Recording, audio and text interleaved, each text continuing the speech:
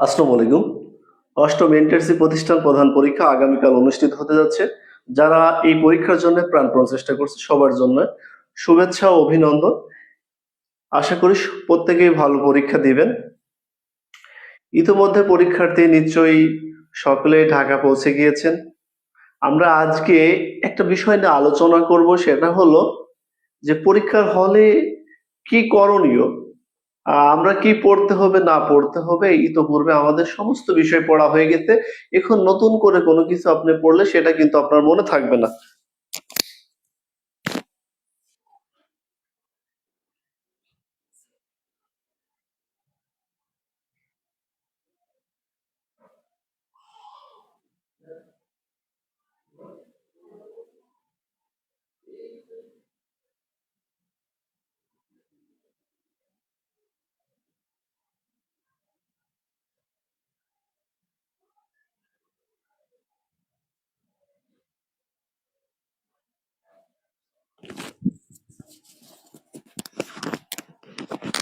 আমরা কি প্রত্যেকে শুনতে পাচ্ছি? কাইন্ডলি কমেন্ট করে জানান।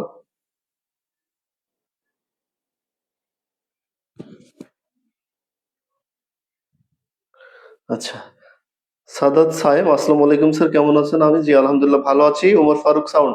আচ্ছা, সাউন্ড কি ক্লিয়ার? একটু কাইন্ডলি কমেন্ট করে জানান। আমরা কি প্রত্যেকে শুনতে পাচ্ছি? Maybe clear sound. আচ্ছা, আমরা শুরু করি তাহলে।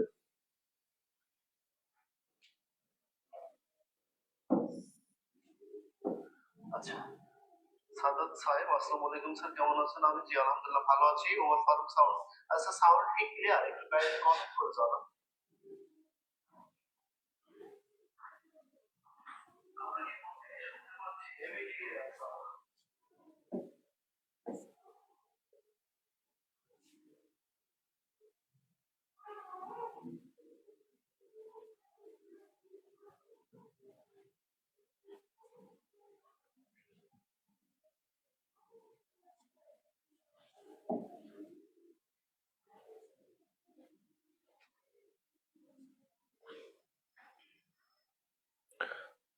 বেলাল হোসেন স্যার, আসসালামু আলাইকুম। জি স্যার, ক্লিয়ার আছে, অবশ্যই আছে, ঠিক আছে, সাউন্ড ক্লিয়ার। ধন্যবাদ। তাহলে যারা পড়ে আসছেন তাদেরকে আবার শুভকামনা, শুভেচ্ছা আগামী কালের পরীক্ষার জন্য।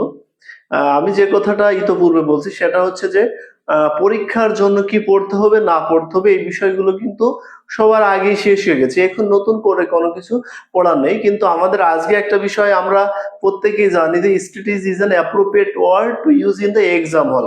মানে পরীক্ষার হলে একটা কৌশল। স্ট্র্যাটেজি হচ্ছে এমন একটা ওয়ার্ড যেটা পরীক্ষার হলে আপনি যদি এই কৌশলীটা হতে পারেন। স্ট্র্যাটেজি, তাই না? স্ট্র্যাটেজি, এই স্ট্র্যাটেজি হচ্ছে একটা কৌশল, যে পরীক্ষার এই কৌশলগুলো অবলম্বন করলে আপনি অন্য জনের থেকে 1 অথবা 2 নাম্বার এগিয়ে থাকতে পারেন। শুধু আপনাকে কৌশল জানতে হবে। দেখা গেল কি যে অনেক মেধাবী, কিন্তু কৌশলের কারণে সে 1-2 নাম্বারের জন্য জবটা হচ্ছে না।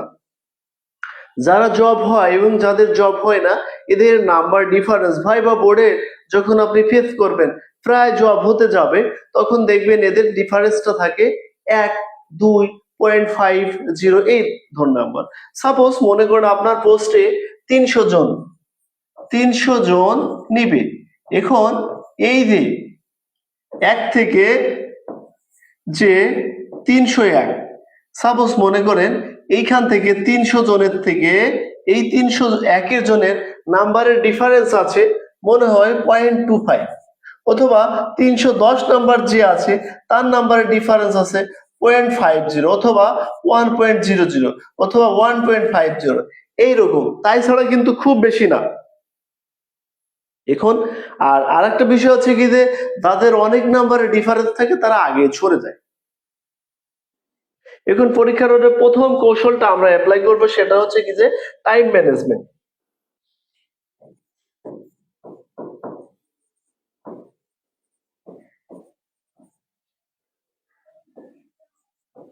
টাইম ম্যানেজমেন্ট আমরা আগের থেকেই বাসার থেকে, যারা ইতোপূর্বে পরীক্ষা দিয়েছেন আমার এখান থেকে, স্যার ঢাকা চলে আসছে। আচ্ছা, ধন্যবাদ সবাইকে। আবুল, হ্যাঁ ক্লিয়ার আছে, ধন্যবাদ। তাহলে টাইম ম্যানেজমেন্টটা করতে হবে। আপনারা কি এখানে যারা উপস্থিত আছেন প্রত্যেকে ঢাকা পৌঁছে গিয়েছেন? আমরা আচ্ছা, টাইম ম্যানেজমেন্টের আগে একটা বিষয় আমরা ক্লিয়ার করি, সেটা হচ্ছে যে কেন্দ্রে কখন পৌঁছাবেন।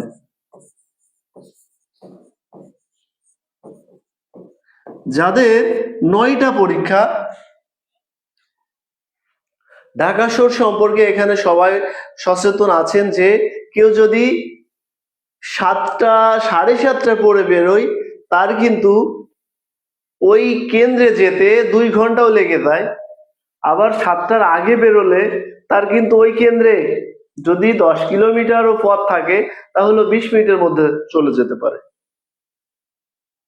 তাহলে সেই হিসেবে আমরা বলতে পারি যে যাদের পরীক্ষা 9টায়, তারা ঠিক 6:30-এর মধ্যে বাসার থেকে রওনা দিবেন।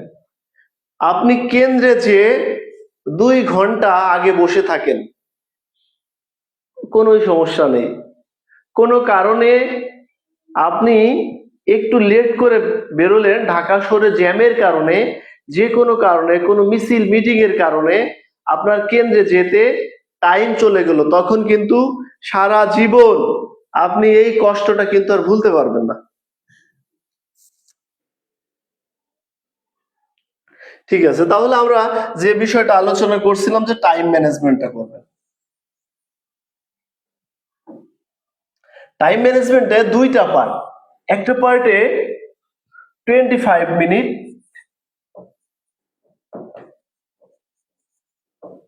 আর একটা হচ্ছে 35 মিনিট। এখন আসসালামু আলাইকুম স্যার। ওয়ালাইকুম আসসালাম। যারা বিভিন্ন মডেল টেস্ট দিয়েছেন তাদের একটা টাইম ম্যানেজমেন্ট হয়েছে। আমি যে টাইমটা বরাদ্দ করে দেব এটা কিন্তু সবার সাথে সামঞ্জস্য নাও হতে পারে, একজনের সাথে আরেকজনের মিলবে বিষয়টা। নাকালপাড়া আসি, কেন্দ্রে তেজগাঁও কলেজের সবাই 9টা। ঠিক আছে, কনক চক্রবর্তী স্যার আপনি কোথায় আছেন? এসকে মনিরুল ইসলাম স্যার, আপনি কি আমাকে বলছেন আর কনক চক্রবর্তী স্যারকে বলছেন? ঠিক আছে, তাহলে আমি যে বিষয়টা বলছি, আপনি মডেল টেস্ট দিয়েছেন অনেকগুলো, টাইম ম্যানেজমেন্ট একটা করে নিয়েছেন। আমি যে টাইম ম্যানেজমেন্টটা দিব এটা সবার জন্য প্রযোজ্য না হতে পারে, একজন আরেকজনের থেকে ডিফারেন্স হতে ভ্যারি করতে পারবে। সেটা হচ্ছে কি, আপনার যদি আইসিটি যদি ইংলিশে হয়, ইংলিশে হওয়ার সম্ভাবনা আইসিটি 99%। তাহলে এখানে আপনি আইসিটি, ইংলিশ আর ম্যাথ, এই 3টায় আপনি 25 মিনিট সময় বরাদ্দ রাখবেন এই 25 নাম্বারের জন্য। ঠিক আছে, এখন এই 25 মিনিটই লাগবে, কিন্তু বিষয়টা এরকম না। কারুর 20 মিনিটও লাগতে পারে, কারুর 25 মিনিটও রাখতে পারে, কারুর এইখানে কিন্তু 30 মিনিটও লাগতে পারে। আজকে বেশি সময় নিব না। আচ্ছা, এইখানে আপনার হচ্ছে কি যে জিকে, বাংলা প্লাস আপনাদের ওই যে সেই প্রশাসনিক, আর্থিক আর সাধারণ শিক্ষা ব্যবস্থাপনা, এখানে 55 নাম্বার, তাই না? এই 55 নাম্বারে 35 মিনিটও কিন্তু আপনার লাগবে না। 55 নাম্বারে 25 মিনিটও স্যার আপনাকেও। আচ্ছা, আমি এখন মাগুরাতে আছি, ঠিক আছে মনিরুল স্যার। আচ্ছা, তাহলে এইটা কিন্তু আপনার 55 মিনিটও লাগবে না, কারণ হচ্ছে এই বাংলা, দেখেন এই বাংলা 10টা প্রশ্ন দাগাতে আপনার সময় লাগবে 4 থেকে 5 মিনিট সর্বোচ্চ। আপনার জিকে 5টা প্রশ্ন দাগাতে 2 থেকে 2.5 মিনিট সময় লাগবে, বেশি সময় লাগবে না। আপনার এই প্রশাসনিক আর্থিক ব্যবস্থাপনা যে 40টা প্রশ্ন, এই 40টা প্রশ্ন যেহেতু আপনাদের পরিচিত, এইখানে কিন্তু আপনার যে 30 মিনিট সময়, যে 25 মিনিট সময়, এত সময় লাগবে না। দেখা গেল এইখানে আপনার 20 মিনিটের মধ্যে হয়ে যাবে কিন্তু। তাহলে 20 আর 5 25, সর্বোচ্চ 35 মিনিট বরাদ্দ করছি, 30 মিনিটের মধ্যে কিন্তু এটা হয়ে যাবে। আর একটা বিষয় হচ্ছে কি, আপনাকে এখানে নাম্বার বেশি তুলতে হবে। আপনি একটা সাবজেক্টের টিচার, ওই সাবজেক্টে আপনার সব পারতে হবে এরকম কিন্তু কোনো কথা নাই। বুঝতে পারছেন? একজন মনে করতে পারেন যে আমি গণিতের শিক্ষক, আমি এই গণিতটা পারবো না, এত সহজ প্রশ্ন, এই বাহাদুরিটা কিন্তু পরীক্ষার হলে করা যাবে না। অনেক সময় চালাকি করে যারা প্রশ্ন করে তারা অনেক জটিল প্রশ্ন দিয়ে দিতে পারে। আমি এমনকি আমিও নাও পারতে পারি, এরকম প্রশ্ন কিন্তু পরীক্ষার হলে করতে পারে। ঠিক আছে? তাহলে এই বিষয়টা কিন্তু খুবই আমরা মাথায় একটু এই বিষয়টাকে রাখবো। আর পরীক্ষায় যে 8টা সাবজেক্ট, 8টা সাবজেক্টের আপনার যেখানে বাংলা, ইংলিশ, গণিত, এই পাশে 5টা সাবজেক্ট আছে, এই 5টা সাবজেক্টের যে কোনো একটা অথবা 2টা সাবজেক্টে ওরা একটু কি ট্রিক্স, ওরা একটু খেলবে। মনে করো ওরা এখানে আপনার সময় নষ্ট করবে, এই বিষয়টা খেয়াল রাখবেন যারা প্রশ্ন করবে। 80টা প্রশ্নই কারেক্ট থাকে না, দু একটা প্রশ্ন ভুল থাকতে পারে। ভুল প্রশ্নে আপনি কি করবেন? ভুল প্রশ্নে দাগাবেন না। বিষয়টা বুঝতে পারছেন? ভুল প্রশ্ন, অনেককে এই বিষয়গুলো প্রশ্ন করেন, ভুল প্রশ্নে আপনি যদি না দাগান তাহলে ওইটার নাম্বার কাটবে না, আর ভুল প্রশ্ন দাগালেও আপনার হচ্ছে নাম্বারটা কেটে যাবে। এই একটা বিষয়। আর একটা বিষয় গত ক্লাসেও ক্লিয়ার করছিলাম, আজকের ক্লাসে আবার ক্লিয়ার করি, যে 4টা অপশনের মধ্যে থেকে যদি আপনার 2টা অপশন যদি মনে হয় যে এই 2টার মধ্যে একটা, ওই প্রশ্ন ছেড়ে আসবেন না, যেহেতু নেগেটিভ নাম্বার 0.25।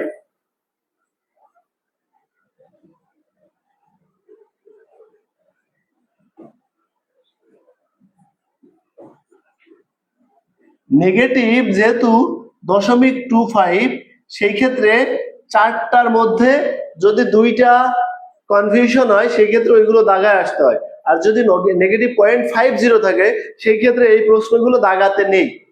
একটা বিষয়। আর একটা বিষয় হচ্ছে কি, এখানে অনেকগুলো পোস্ট, কয়টা? 4টা পরীক্ষা হচ্ছে না, তাহলে বিভিন্ন পোস্ট থাকার কারণে অ্যাকুরেট কার্ড নাম্বার কিন্তু একটার সাথে রিফার করবে না। যেমন আপনার কোথাও কাটমার্ক হবে 45 প্লাস, কোথাও হবে 50 প্লাস মাইনাস, কোথাও হবে 55 প্লাস মাইনাস। ঠিক আছে? তবে 60 প্লাস মাইনাসের নিচেই সব যারা পাবে এই নাম্বারে কিন্তু সব সেক্টরে টিকবে ইনশাল্লাহ। আমরা একটা বিষয় বুঝতে পারছি, যেমন মনে করেন আপনার প্রধান শিক্ষক, প্রধান শিক্ষক যে প্রতিষ্ঠান প্রধান হাই স্কুলের, তাই না? হাই স্কুল লেভেলের যে প্রতিষ্ঠান প্রধান আছে, ওইখানে দেখা যায় কি, ওইখানে কম্পিটিশন বেশি। আবার দেখা গেল মাদ্রাসা সুপারে, মাদ্রাসা সুপারে অথবা যে ডিগ্রি কলেজের কি প্রতিষ্ঠান প্রধান আছে না, আপনারা দেখছেন এক একটা জায়গায় কিন্তু কম্পিটিশন ভিন্ন ভিন্ন, কম বেশি আছে। সেহেতু ওই যে এইখানে আপনার কম্পিটিশন কম, ওইখানে ফার্স্ট আপনার টার্গেট থাকবে যে আমি 5 নাম্বার তুলবো, তারপরে নেক্সট স্টেপে। আচ্ছা আপনারা একটু রেসপন্স করেন, আপনাদের রেসপন্স না পেলে কিন্তু আমি বুঝতে পারতেছি না যে আপনারা বুঝতেছেন কি বুঝতেছেন না। কিছু যুক্তি দরকার, আমি যে যুক্তিগুলো দাঁড় করাচ্ছি এর পক্ষে বিপক্ষে তো একটু মতামত দিবেন, দিবেন না? পক্ষে বিপক্ষে মতামত না দিলে আগাবো কিভাবে?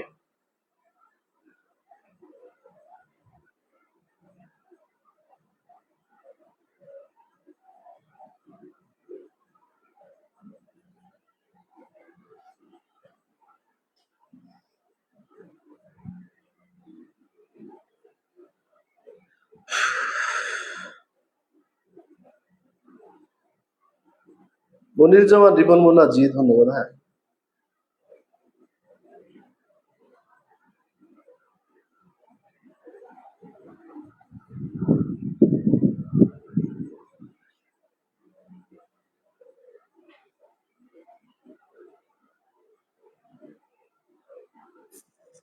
তাহলে হাই স্কুল লেভেলের যে প্রতিষ্ঠান, স্কুল লেভেলের যে প্রতিষ্ঠান প্রধানের ওইখানে একটু কম্পিটিশন বেশি হচ্ছে। আবার আবার দেখা যাচ্ছে কি যে মাদ্রাসা সুপার অথবা যে ডিগ্রি কলেজের যে কলেজগুলোতে ওইখানে প্রতিষ্ঠান প্রধানের কম্পিটিশনটা একটু কম হচ্ছে। সুতরাং আমার প্রথম বিষয়টা হচ্ছে যে কার্ড নাম্বার কিন্তু এক একটা জায়গায় এক একটা ভ্যারি করবে। তখন বলতে পারবেন না যে স্যার আপনি তো একটা কার্ড নাম্বার বলছিলেন ওই রকম নাম্বারের। সুতরাং ওই সকল বিষয়গুলোতে আপনারা একটু সিরিয়াস লাগে 5 নাম্বারটা তুলে নেন। গণিতে যদি মানসিক দক্ষতা আর গণিতটা জটিল আসে, যদি না বুঝতে পারেন, সেই মানসিক দক্ষতার ওই গণিতটা আপনার করার প্রয়োজন নেই। প্রথমে গণিত শেষে করবেন। গণিত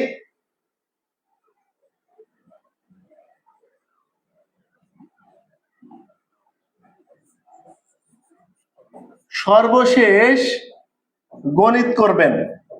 গণিত তার আগে করবেন আইসিটি, তার আগে ইংলিশ। ঠিক আছে, সর্বশেষ গণিত দাগাবেন, তার আগে দাগাবেন আইসিটি, তার আগে দাগাবেন ইংলিশ। এখন একটা বিষয় হচ্ছে কি যে আমি বলে দিলাম এরকম, কিন্তু প্রশ্নপত্রে যে দেখলেন প্রশ্নপত্র কি সাফল করা আছে, মানে প্রথম বাংলার একটা দেশে, ইংলিশে একটা দেশে, আইসিটি একটা দেশে, এলোমেলো করা আছে।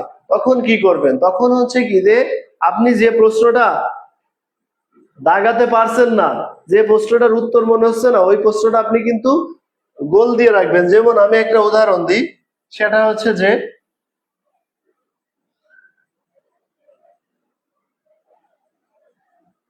মনে করেন এখানে আমি একটা প্রশ্নের বিষয় আসি, প্রশ্ন দাগাতে যে আপনি দেখলেন, আপনি মনে হলো যে এই 64 নাম্বার আপনি পারেন না, তাহলে 64কে এইরকম বড় কালিতে গোল্লা দিয়ে রাখবেন। না হলে কিন্তু ওই পরে আবার আপনি খুঁজতে যাবেন যে কোনটা কোনটা দাগাইনি, ওএমআর শিট দেখবেন।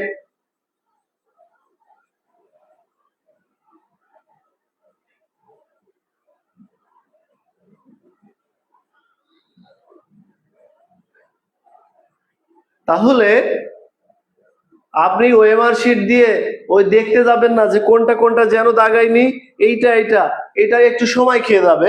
সুতরাং আপনি 64 নাম্বার দাগাননি, 64 নাম্বার কি করছেন, গুল্লা দিয়ে রাখবেন, 65 দাগাবেন। মোস্ট একটা ইম্পর্টেন্ট কথা বলি, যে ভুলটা সবার বেশি হয় এবং পরীক্ষার পরেও এই পরীক্ষার মধ্যেও হবে, পরীক্ষার পরে আমাকে এসে বলবেন, দেখবেন কথার সাথে মিলে কিনা। আমি এখন যে কথাটা বলবো এই ভুলটা বেশিরভাগ হয়।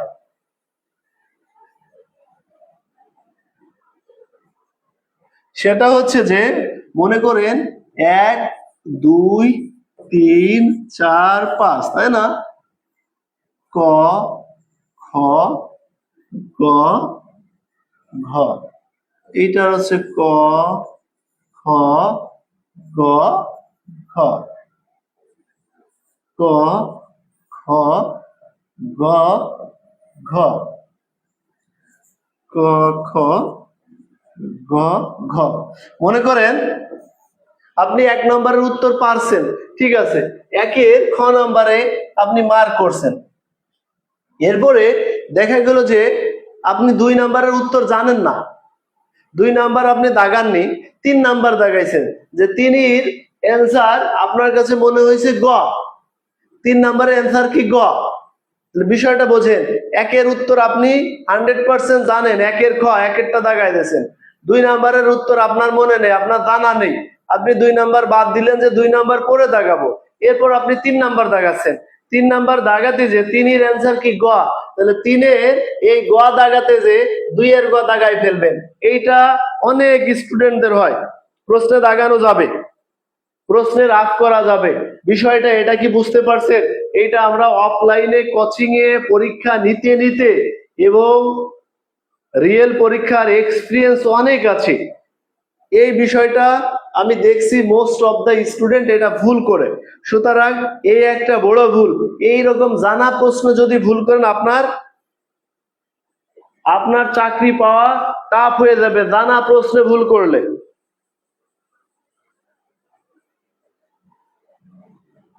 এই বিষয়গুলো পরীক্ষা দিয়ে আসার পরে তখন কিন্তু আপনার মনে হবে যে হাই কি করলাম। আমি যে কথাটা বুঝাইছি আপনাদের, বিষয়টা কি বুঝতে পারছেন? যদি বুঝতে পারেন তাহলে আমাকে একটু রেসপন্স করেন।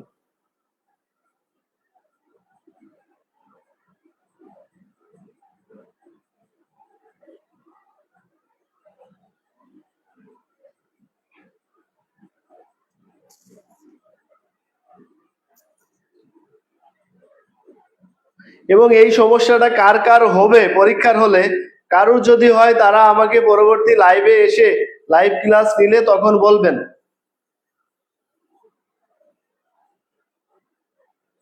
আমার প্রশ্নটা কি বুঝতে পারেননি? 86 জন লাইভে আছেন, একটু আমাকে জানান যে আমি যে বিষয়টা। জি স্যার, আচ্ছা প্রশ্নে আচ্ছা সারাত সাইম স্যার লিখেছেন, জি ধন্যবাদ। আমরা প্রত্যেকে রেসপন্স করি। বুঝতে পারছেন, জি ধন্যবাদ।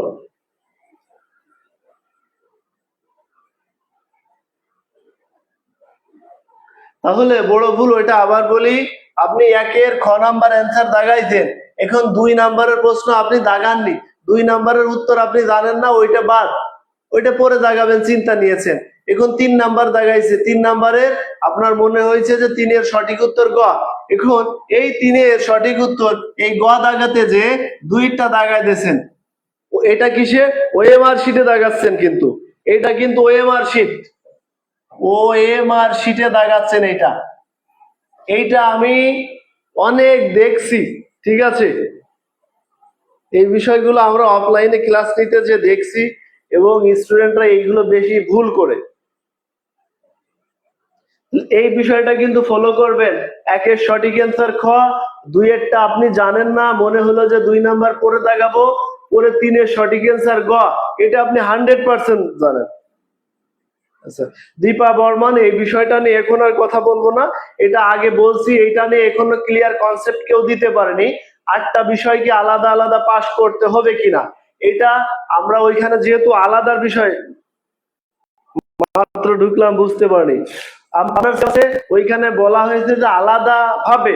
এখন অনেক শিক্ষক মতামত দিয়েছে যে 80-র মধ্যে 32 পেতে হবে টোটালি, আপনার ভাইভাতে 40% এবং কিসে সার্টিফিকেটে 40%। এইটা আবার কোন শিক্ষক মতামত দিয়েছে বাংলায় 40%, ইংলিশে 40%। সুতরাং এই বিষয়টা নিয়ে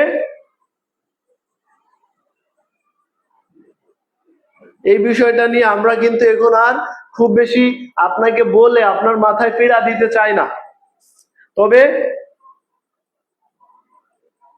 তবে আমি একটা কথা বলবো, সেটা হচ্ছে যে প্রথমত আলাদা আলাদা 5 নাম্বারটা রাখার চেষ্টা করবেন।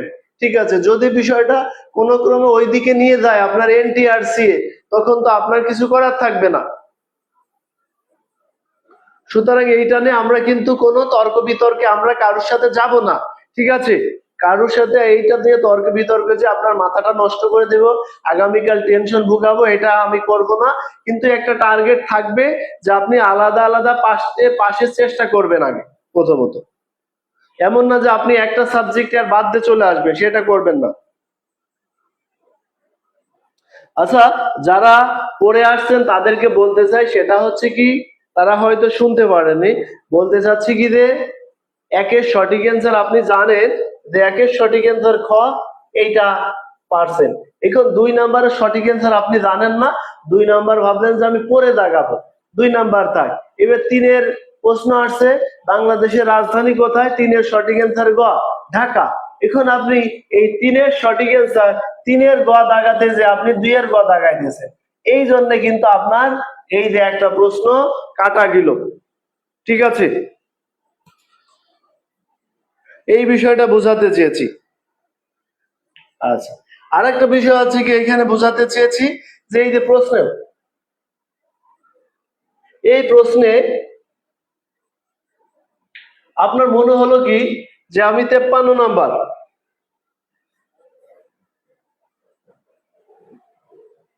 আমি এই 53 নাম্বার অ্যান্সার মনে নেই, পারতেছি না, 53 পরে দাগাবো। সেই ক্ষেত্রে আমি কি করলাম, 53 ওই গোল দিয়ে দাগায় রাখলাম। দাগায় দেওয়ার পরে আমি 54 নাম্বার, এটা প্রশ্নে দাগায় রাখবেন। না হলে পরবর্তীতে এই প্রশ্নগুলো খুঁজে পেতে পেতে আপনার একটু টাইম নষ্ট হবে। টাইমের গুরুত্বপূর্ণ কতটা সেটা যারা পরীক্ষা আগামীকাল দিবেন তারা অবশ্যই জানবেন।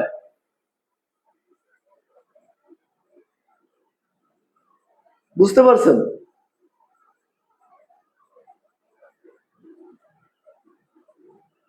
প্রথমত একদম 100% শিওর যে প্রশ্নগুলো ওইগুলো ক্লিয়ার করে ফেলবেন, ঠিক আছে? ওইটা ক্লিয়ার করে দেখবেন যে আপনি কত নাম্বার পাচ্ছেন বাংলায়। তাহলে প্রথম আমি যেভাবে পরামর্শ দিই, এটা অনেকেই যদি মনে করেন যে ফলো করতে পারেন, সেটা হচ্ছে যে যদি প্রশ্ন আলাদা আলাদা থাকে, বাংলার 10, ইংলিশে 10, গণিতে 5, আইসিটিতে 10, এইভাবে যদি আলাদা আলাদা থাকে, সেই ক্ষেত্রে আপনি প্রথমের দিকে যদি বাংলা থাকে বাংলা দাগাবেন, প্রথম বাংলা। আচ্ছা, দ্বিতীয় আপনি কি দাগালেন এখানে, জিকে, সাধারণ জ্ঞান, ঠিক আছে? থাকলো কে? আচ্ছা, এরপরে আপনার 3, 4, 5, 6, 7, 8, এবার চলে যাবেন ওইটা প্রশাসনিক, আর্থিক আর সাধারণ। এই তিনটা আপনি আগে পরে দাগালেও হবে, উল্টা পাল্টা সমস্যা নেই। আমার সর্বশেষ বিষয় হচ্ছে কি যে এইখানে দাগাবেন 6 নম্বরে ইংলিশ, 7 নম্বরে দাগাবেন আইসিটি, 8 নাম্বার হচ্ছে ম্যাথ। গণিত আপনি প্রথমে করলে কি হয়ে যায়, অনেকে যারা গণিতে দুর্বল থাকে, শুনুন, গণিতে যদি কেউ দুর্বল থাকে পরীক্ষার হলে ক্যালকুলেশন মিলাতে যে ব্রেন বিজি হয়ে যায়, বিজি হয়ে যাওয়ার কারণে অনেক সময় ফ্রাস্ট্রেশনের কারণে জানা প্রশ্ন ভুল হয়। এইটা ফলো করতে পারেন। আপনি যদি মনে করেন এটা ফলো না করে আপনি একটা প্ল্যান করছেন, যে প্ল্যানে আপনি সফল হন সেই প্ল্যান ফলো করতে পারেন। প্রশ্নপত্র নিয়ে নেবে কি না নেবে ওইটা ওই সময় ডিপেন্ড করবে, ওইটা ওনাদের নির্দেশনা আছে আলাদা। টাইম ম্যানেজমেন্ট করে দিয়েছি, টাইম ম্যানেজমেন্ট আপনারটাও আপনি করে নিবেন। তারপরে এই 3টা পার্টের জন্য আমি 25 মিনিট করছি, আর এই বাকি পার্টের জন্য অর্থাৎ 55 নাম্বারের জন্য সময় দিয়েছি কি 35 মিনিট, আর এখানে 25 নাম্বারের জন্য 25 মিনিট। টাইম আপনি নিজের মতো করেও করে নিতে পারেন।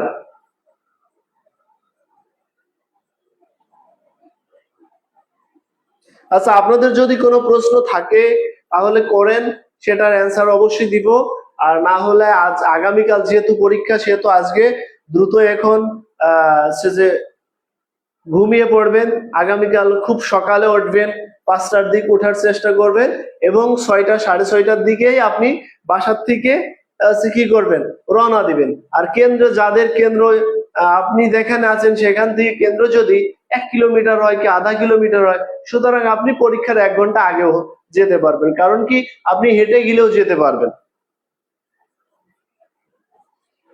আচ্ছা, ক্যালকুলেটর ইউজের কথা হচ্ছে কি যে সাধারণত চাকরি পরীক্ষাগুলোতে, আমি বলি চাকরি পরীক্ষাগুলোতে ক্যালকুলেটর ব্যবহার করতে দেয় না, 1 নাম্বার বিষয়। 2 নাম্বার বিষয় হচ্ছে কি, দেখা গেল আপনার ক্যালকুলেটর ইউজ করতে দিল, বুঝতে পারছেন, তখন কি হলো, আপনি আমাকে দোষারোপ করলেন যে স্যার আপনি বলছেন ক্যালকুলেটর ইউজ করতে দেবে না, কিন্তু আপনার অ্যাডমিট কার্ডে কি লেখা আছে?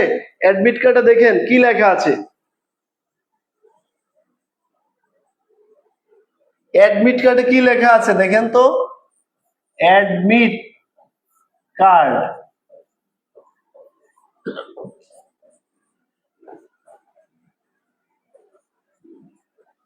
সেই ক্ষেত্রে শেষ করে দেব, সেই ক্ষেত্রে আপনি চাইলে ক্যালকুলেটর নিয়ে যেতে পারেন, যদি ওরা না নিতে দেয় আপনি বাইরে রাখবেন, সাধারণত নিতে দেয় না।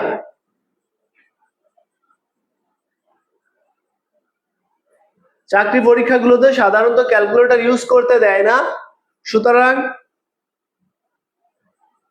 যদি কোনো কারণে আপনাকে নিতে দিল, তখন সারা জীবন আমাকে দোষারোপ করলেন। সর্বশেষ কথা হচ্ছে কি যে আমি টার্গেট দিয়েছি, যদি প্রশ্ন মিডিয়াম রেঞ্জে হয় আপনি 70 প্রশ্ন 70 প্লাস টার্গেট,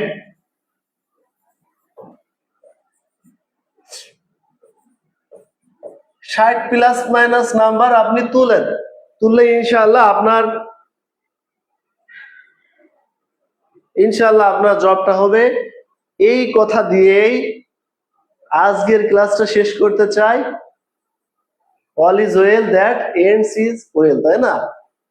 শেষ ভালো তার সব ভালো তার, তাই না? আমরা এটা জানি যে কি all is well that end is well, তাই না? এন্ড ইজ ওয়েল, হ্যাঁ, সব ভালো তার শেষ ভালো তার। আপনি হলে ঘড়ি থাকবে, হলে ঘড়ি থাকে, না থাকলেও আপনাকে কষ্ট করে পরীক্ষা দিতে হবে। আপনি একটা বিষয়ে যতই পারদর্শী হন, যদি আপনি পরীক্ষায় কোয়ালিফাই করতে পারেন ভালো, আর যদি পরীক্ষায় কোয়ালিফাই না করতে পারেন আপনি যতই পারদর্শী হন কেউ আপনাকে মূল্যায়ন করবে না। সর্বশেষ কথা হচ্ছে যে আপনি যে করেই হোক ফুটবল খেলতে গেছেন, ফুটবল আপনার কাছেই রাখবেন, যে করে হোক পরীক্ষার প্রশ্নের উত্তরগুলো দিয়ে আসবেন। ধন্যবাদ, ভালো থাকেন, সুস্থ থাকেন, আল্লাহ হাফেজ।